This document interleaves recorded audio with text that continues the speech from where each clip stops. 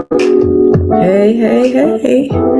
Welcome, welcome, welcome. Welcome to Mondays in the Meditation Room with Dr. K for Midlife Musing. Come on in, beautiful souls, enlightened women tribe. Come on in.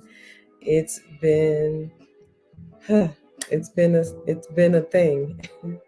It's been lifing.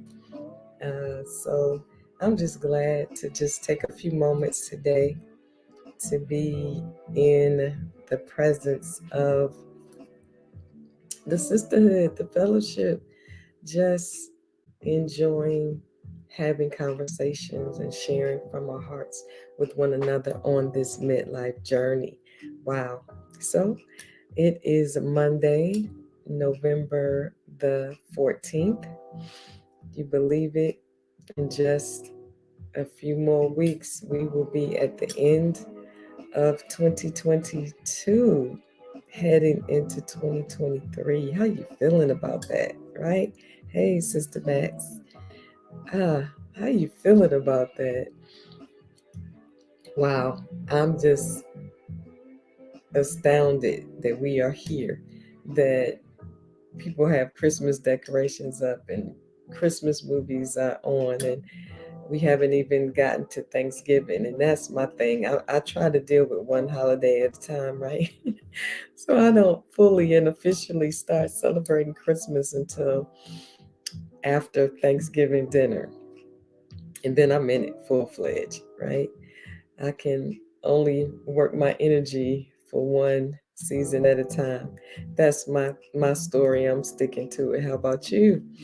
Man, so welcome to the meditation room. It's Mondays. Monday in the meditation room with Dr. K for Midlife Musing. This is the place where we redefine midlife. It's not chaos, but it is a redefining, a reimagining, a rebirth of you as you rediscover the joy of being you in midlife and beyond. And not just that, but I say that this time really is the space where we get to not just master midlife, but master our midlife inner life. That place of grounding and peace, right? That place of knowing to help you manage all the transitions that happen during midlife, because you can't stop them. So we might as well take a deep breath and move forward and surrender and receive the wisdom that it brings, right?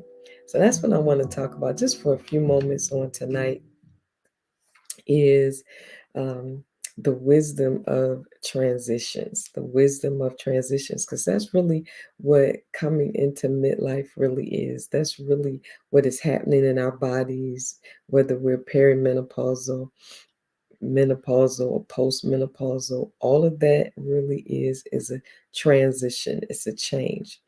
As transition simply is the process or period, and I just want to say the process during the period, no pun intended, of changing from out of one state or condition into another. The process or the period or the time, and they separate it, but it really is the process within a time period of changing from one state or condition to another. And that's what midlife is. It's that rite of passage. It's that period. It's that time. It's acknowledging and paying attention to and celebrating when we are going through this journey. We're passing through from one state of being to another. And really, um, it is the changing of who we are, our worldview, and where we are And here's the thing, we get to determine what that change looks like on the other side. We don't have to just let it happen to us, but we get to determine what that looks like. Hey, Cindy, welcome in the room. Right? So we're talking just for a few moments about the wisdom of transitions, right? Can I tell you one thing is we don't always know when things are getting ready to change in your life. Sometimes we know and we can plan for them, right? Like my girl Subi and many of my girlfriends are planning for retirement, and we know it's coming, and so we can begin to make plans. Sometimes transitions happen and we don't know they're going to happen, right? Or they're not welcomed, or it's very challenging because we don't really, it causes such disequilibrium that we can't seem to get our footing and our grounding. And that's why the opportunities that we gather for Mondays in a meditation room and serenity experiences is to help us to master our midlife inner life, so that when transitions happen, when changes happen, and if I would tell the truth, even for transitions that we plan for, like retirement or a move or relocation, even and especially when they're good, we're not often prepared for the emotions that come with trying to navigate that new normal. Oh man, right, y'all. Even when it's something good, planning is not right. So it's necessary. But if we don't have our spiritual practices in place, if we aren't grounded within, even those good changes that happen, even if they go off without a hitch, then your spirit, your mind, and your body has to recalibrate and to adjust to the new normal. And it can feel weird for a season. I remember when I graduated most recently with my doctorate a couple of years ago, I was so excited. We were celebrating. We were full of euphoria. We were kind of on adrenaline, getting those papers ready. Going through the committee and getting approved and moving forward, and ordering our robes and finishing up that paper, turning it in. Getting the good remarks and uh, getting ready for graduation and having a wonderful time, having family. And then when things began to settle down, I felt kind of off kilter because I was so used to operating at a certain level, reading, writing, stressing, pushing, moving forward, getting excited, all of that. And then when all of it stopped, I had achieved what I had worked for and received it, but my mind, my body, my emotions, my spirit had to catch up.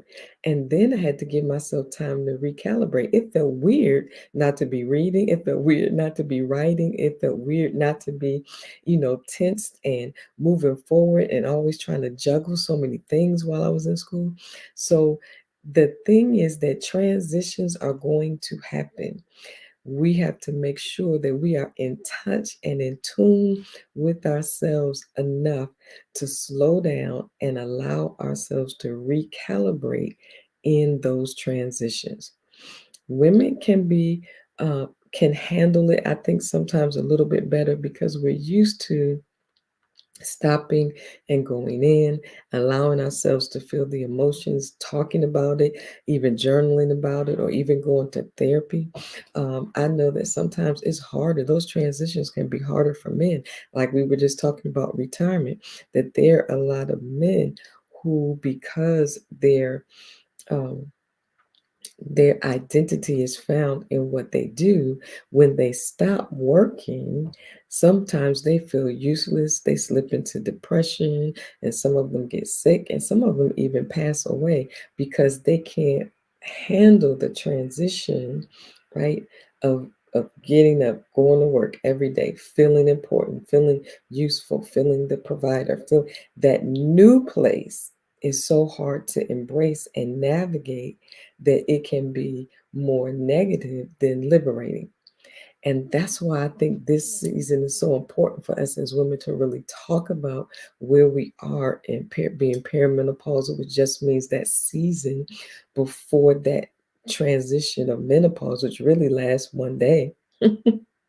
And that's that one day that you realize you've gone 12 months without a cycle, boom, then you are then not really in menopause. You're in menopause in that moment. But once you realize it, you're then postmenopausal, right? And here's the thing, even though we may be grateful for the liberty, grateful for the liberation, grateful for the freedom, grateful for the newfound confidence. You also then have to give yourself time to mourn transitioning from those seasons and that season of reproduction, right? That we're saying, well, that season of my life is over. It doesn't even matter that you don't want to have any more children or doing anything with raising kids on a full-time basis, that kind of thing. But your mind, your body, and your spirit has to mourn that and then receive the wisdom of it. That's what we're talking about, the wisdom of transition. That when God is moving us to another place, right? Or location or changing our mindset where we are in midlife, there's some wisdom in it because God is wise, all seeing, all knowing, intelligent. So if God created us as human beings to go through this midlife transition and change, then there's some wisdom in it, there's some power in it, right? So we just have to surrender to it and ask Holy Spirit, help me. And one of the ways we can do that, y'all, is mastering our midlife inner life. Where is your place of peace and grounding? How do you reflect? How do you remember? What tools do you use, right, to manage this season in your life? Man, uh, can I just tell you, the last time we were together live was Monday, October 31st. And that was a fifth Sunday, right? And normally, I'm sorry, fifth Sunday, a fifth Monday. And normally, if we have a fifth Monday, I usually kind of use that as some downtime and we don't usually go live. But for some reason, I felt compelled to just get on very quickly and to do, you know, a few moments of sharing mindful endings because it was the end of the month. It was October 31st. I wanted to remind the tribe to reflect on the previous days, what you had learned, how you had grown, um, what kind of things had you gone through to get in touch with yourself as you prepared to enter into a new month, this new month of November that we're already 14 days into. And so we just kind of talked about what mindful endings, that in life, there's some things that, it's time to turn the corner on, close the book on, or just shift, right? It doesn't have to be anything major, but for us, we were just going to celebrate, seeing the beautiful, lunar uh, think that I mean that moon was amazing. Just celebrating coming through that season, ending of that season, beginning to feel the the fall really, really setting in and letting go of some things, right? Breathing and picturing what we've come through, what things did we learn, how did we grow, right? What things were we able to let go of, and what things that we want to do as the reset for a new month. And got on, talked about it. Lo and behold, later on that night, my mother-in-law made her transition. And I had ended, gotten some, I think a healthy snack. I think I went and got an apple or something, some water. Was my mom was visiting, and I was helping her get settled down in her room, and was preparing to go to the top of this, go down with her and come back and just relax. I was like, yeah, me and my husband was just going to kind of relax, have some fun downtime, maybe watch a movie. And before I know it, he was calling my name, telling me that his mom had transitioned. Man, one of those unexpected transitions that threw us for a loop. And I had just talked about mindful endings. And can I tell you, you're talking about the way you want your life to transition. She literally was not sick. We had just seen her a few weeks ago at my brother in law's wedding and just got a chance to hug on her and love on her. And she laid down for a nap and slipped into another realm of being. Wow, that thing threw us for a loop, and we're still trying to, you know, get our footing in this season of grieving. But that the fact that we talked about mindful endings, wow. And then that unexpected news and transition, because now her transition, and here's the other thing, sometimes other people's transitions affect you and cause you to then have to make a transition. Her transition is now requiring us to transition to an existence without her physical presence, to acknowledge that life is moving on for us in that manner. Man, can I tell you, there's some wisdom in that, because the fact that she was able to transition then requires us to transition to another place of power, wisdom, and authority, as we now, many of us, step into that place of leading families, being the one that people turn to for insight and wisdom, right? Us stepping into that place, because as our family members in midlife begin to move from a place of presence to ancestry, then that means we have to step up. That means whether it's physical, whether it's spiritual, whatever it is, that transition happens and we have to be able to embrace it and step into it. Man, oh man.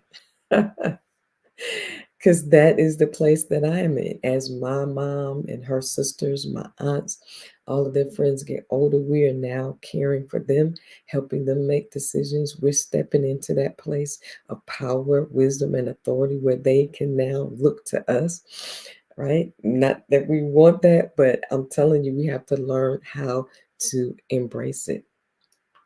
And in this season, for the wisdom of transition, what are you embracing in this season, right? Just want to read something to you from the Enlightened Woman.